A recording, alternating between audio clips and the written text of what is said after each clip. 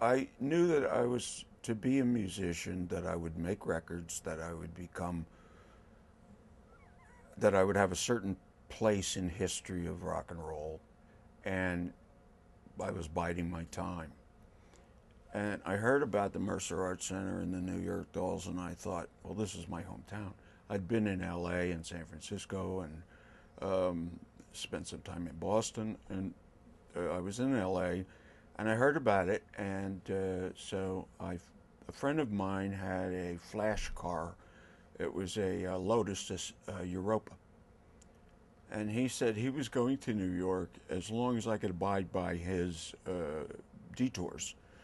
And so we went to New York via all sorts of strange places, and New Orleans, and Led Zeppelin was in New Orleans, so that could date it. I don't know, but it was like late '72, I think. And then the Mercer Arts Center fell down while I was coming, and there was really, it had fallen down. There was no scene. I used to go to the Hotel Diplomat, where they would have some rock stuff, and the Dolls played there. Then seeing the New York Dolls was kind of a revelation, in that it was the first time I'd been at a rock show where the audience was as interested in themselves as they were in the band. It was almost like a New York Dolls show was an excuse for a gigantic party, and they just happened to be playing.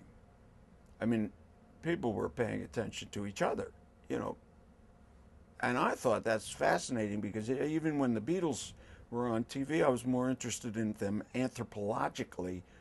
How can four men sing simple songs like this and cause a movement of energy that's only paralleled by war, but in a different direction?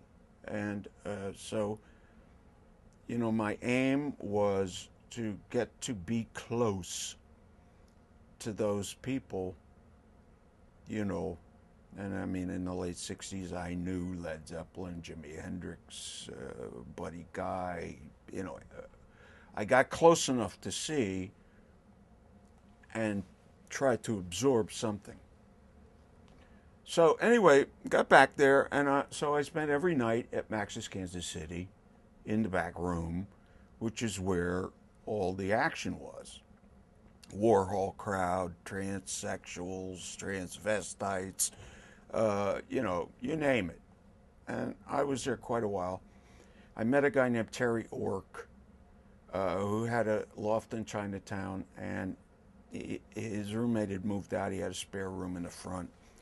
It was what do they call that? A floor through, the entire floor. So I moved in with him, and he worked for Andy Warhol in the middle of the night making silk screens, and he made extras that he sold on the sly without Andy's signature on them, through some people in Europe.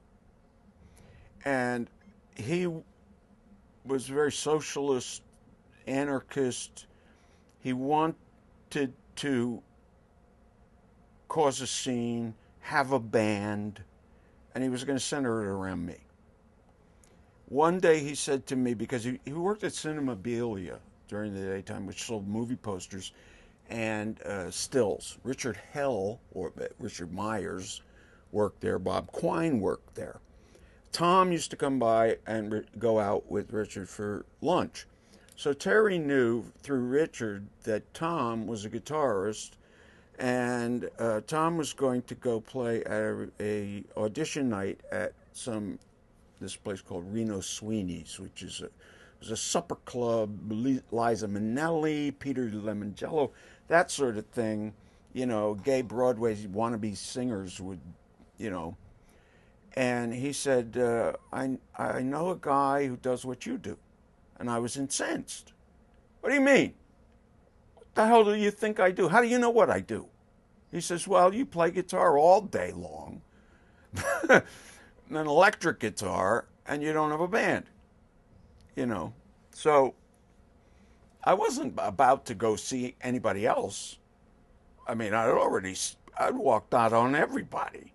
If I went and saw a band and they sucked, I said, I got to go home and practice. This blows. If I saw a band like Led Zeppelin or, something, I'd say, Jesus, I better get home and start and practice. And I'd walk out on them. So the day came and I broke a string and I didn't have a replacement. And so I said, okay, let's go. And we went up and we met Richard Myers and his girlfriend were there. We all came in together. We took a table. They said 2-drink minimum, so we ordered all the drinks. The table was full of drinks. Tom kind of came in the doorway, lugging a guitar and an amp, and Richard jumped off the table and went and helped him carry his amp and guitar, and then took him aside and said, "You don't look right," and tore his T-shirt in a multiple places. It was like a T-shirt had to be 40 years old.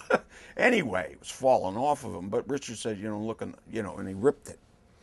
And Tom did 3 songs. And in the second song, he had long, lanky fingers, which reminded me of Jimi Hendrix. No stylistic similarity, but he had it. And I had it. And I turned to Terry, but I was a rock and roll child. So I was really in no position to lead a band to the success that I needed us to get to. So I turned to Terry and I said, listen, he's got something, but he's missing something. What he's missing, I've got. And I know I'm missing something. What I'm missing, he's got. Put the two of us together, you'll have the band you want. Terry talked to Richard. Richard talked to Tom. Tom and Richard came down to Chinatown. We passed the guitar back and forth. I'm a quick study, and then Tom and Richard went off and whispered a while and came back and said, okay, let's try it.